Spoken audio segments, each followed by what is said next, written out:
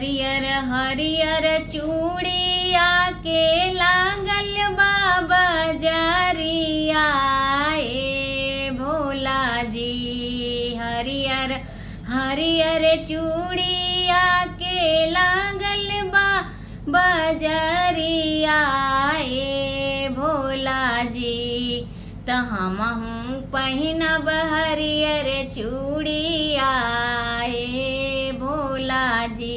त हमहूँ पहिनब हरियर चूड़िया ए भोला जी। हरियर हरियर चूड़िया के लागल बाबा जरिया ए भोला जी।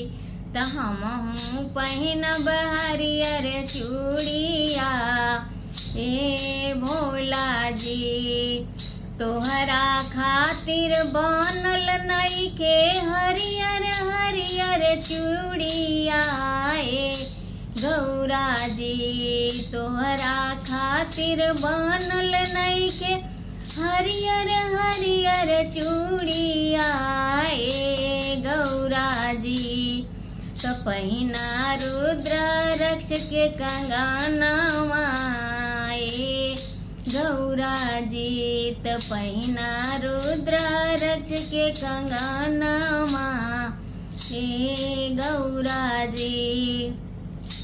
लाल पियर साड़िया के लागल बाबा जरिया रे लागल बाबा जरिया ए भोला जी। लाल पियर साड़िया के लागल बाबा जरिया ए भोला जी।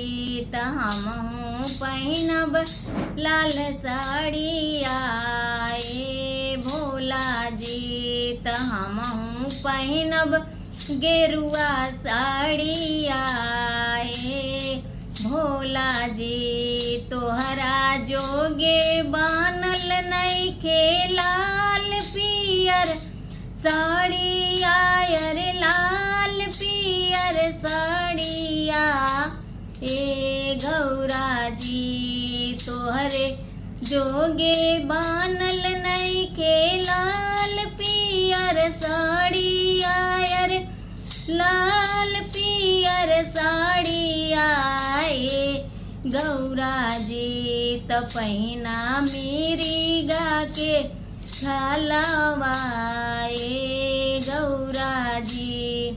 त पहिना मिरागा के छलवा ए गौरा जी। हरियर हरियर चूड़िया के लागल बाबा जरिया रे लागल बाबा जरिया ए भोला जी। हमहूँ पहिनब हरियर चूड़िया ए भोला जी। हमहूँ पहिरब हरियर चूड़िया।